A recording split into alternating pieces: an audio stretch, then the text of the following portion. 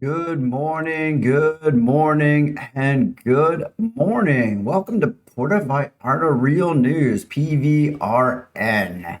Hope y'all are doing great today. Saying hi to everybody if you're joining in live or if you're joining during the show. Hey, whatever works for you. But as I usually do, today is March the 12th, 2026. And we are broadcasting live from Puerto Vallarta, and the time is 10 a.m. as always, which is my usual broadcast time, Monday through Friday. Looking out the window, it's like a carbon copy. It's hazy, it's a little bit cloudy today, but the air quality is amazing. No cruise ship in port today. There was one yesterday, but the bay is beautiful, as you can see by the weather report in the ticker. We've got a high of 84 today, Fahrenheit, 29 Celsius.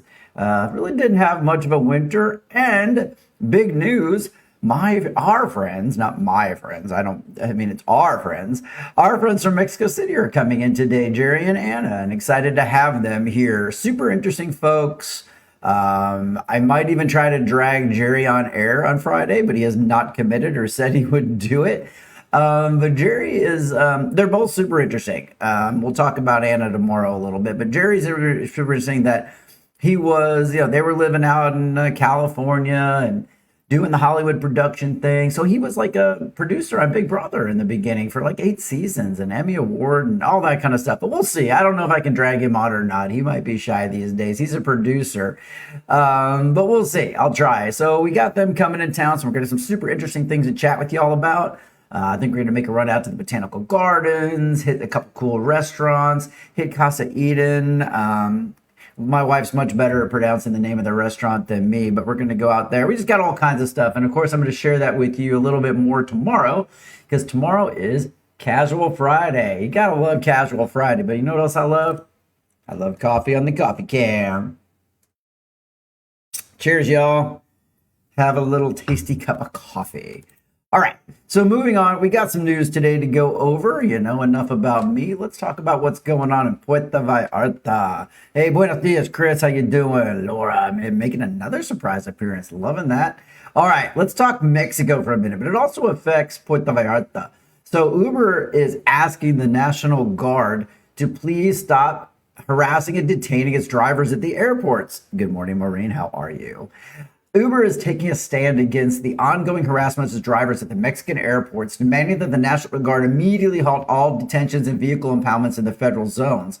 They are armed with a definitive judicial injunction, and the ride-sharing giant argues that authorities are now acting outside the law by penalizing app-based drivers, pointing out that such shakedowns not only defy federal court rulings, but also tarnish the country's image ahead of a major international event, World Cup. Morning, Sly. How are you? By challenging these aggressive enforcement tactics, Uber is aiming to cement its legal right to operate in airport terminals, ensuring that travelers have the freedom to choose and preferred mode of transit. Here's what I say. I say, fair game. Taxis, y'all had your chance. You were kind of shaking us down for a while. If you don't even use Uber from the airport, I at least want the ability to be able to go in there and see what a ride should cost from the airport, at least through a couple driving apps like Uber, InDriver. People are always asking, like, how much should a taxi be, or how much? Now we have rates here, but if you're kind of wondering how much should something be, open up an Uber app if you have one. Open up a InDriver, those, and you can look and kind of see what the average rate is where you're going. So at least you've got a better footing with the taxis should you go that way.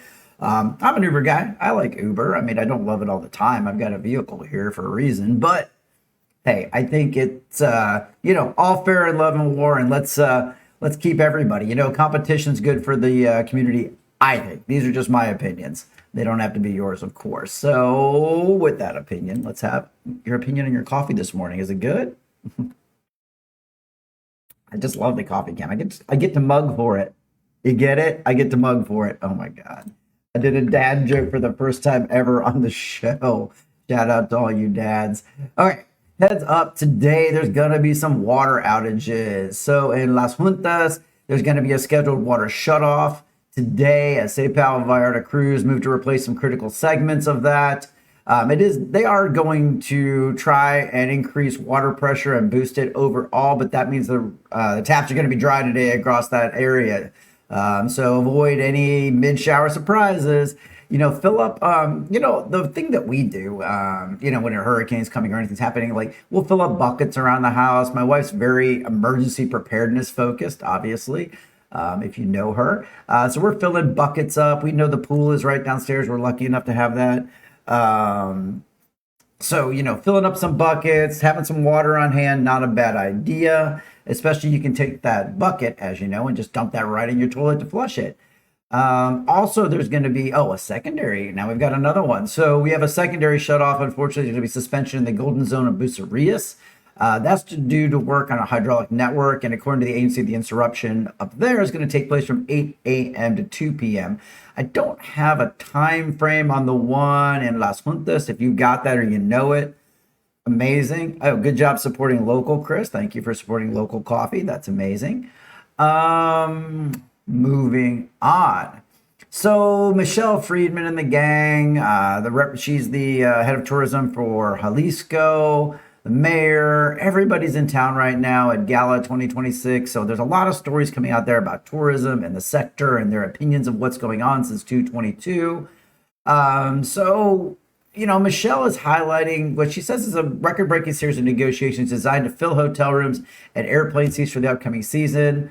They're focused on it, they say that it's going to result in more than 6,000 confirmed business appointments that aim to cement the region's status as a global powerhouse. Lots of government speak here, but that's okay. We get it. Good morning, Karen. Good morning, Chandra. All the usual suspects. Nice to see you. Hey, what? Not have a cup of coffee to y'all.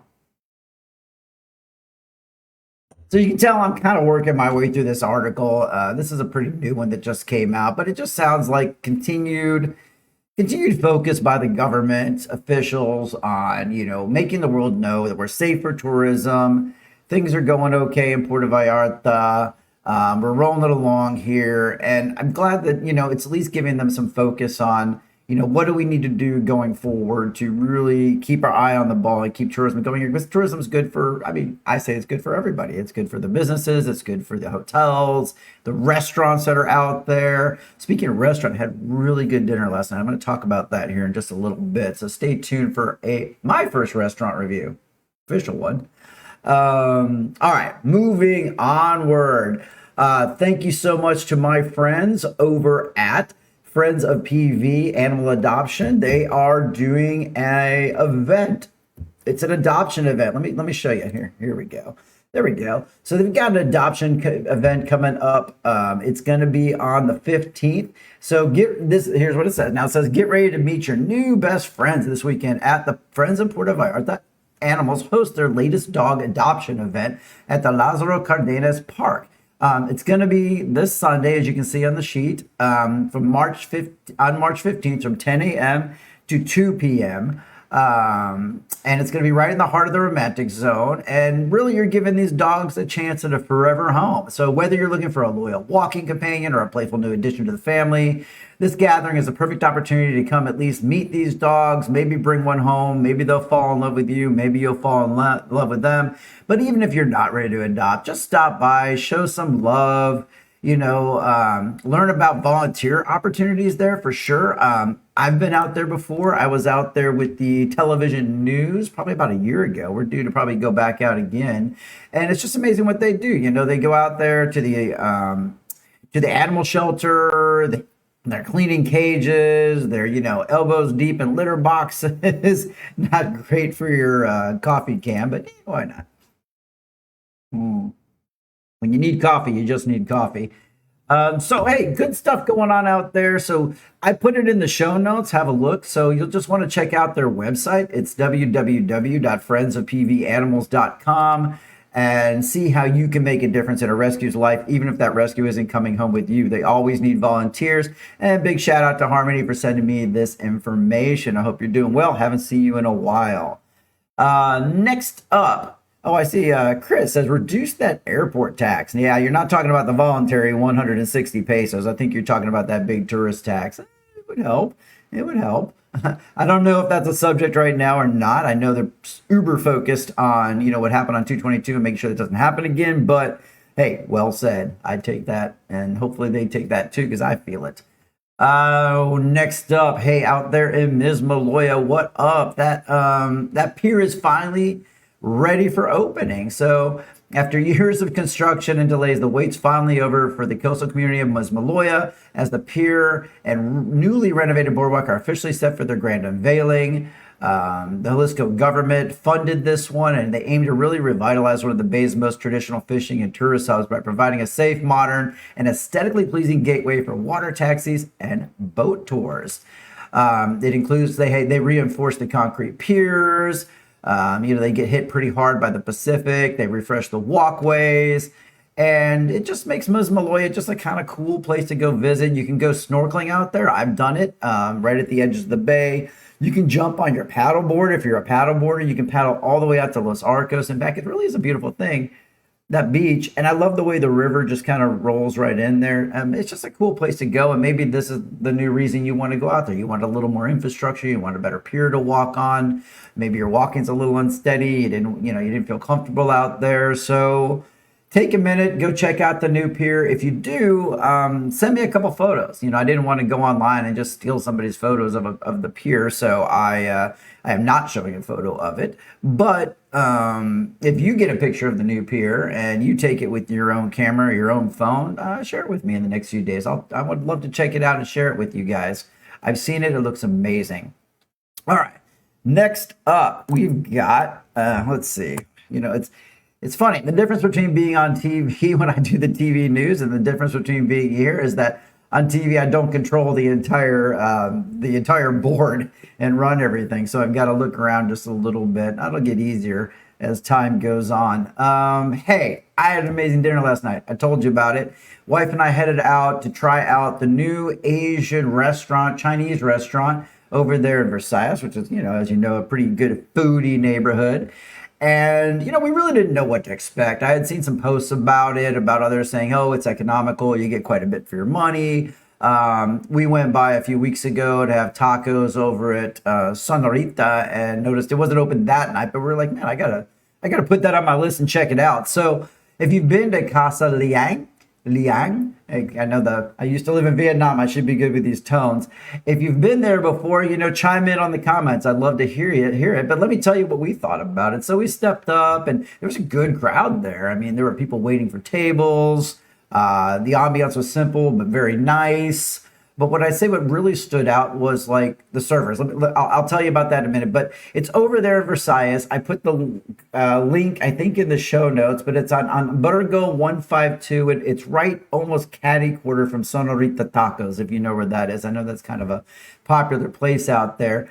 The service was excellent. So, they were on time and they were running around, but you could tell they were still a little bit new and they're kind of getting their feet and how to hand off from one server to another. But I will tell you, everybody who interacted with our table were like, as my wife kept saying, just so lovely. I mean, they just kept coming by and really checking on us, but not overly in a way it was like, oh my gosh, leave me alone, let me eat. It was just really nice. And they had a nice little chat. And I chatted with Diego, who's one of the owners. A big shout out, Diego. Hope you're watching. If you are, feel free to comment and say hi to everybody.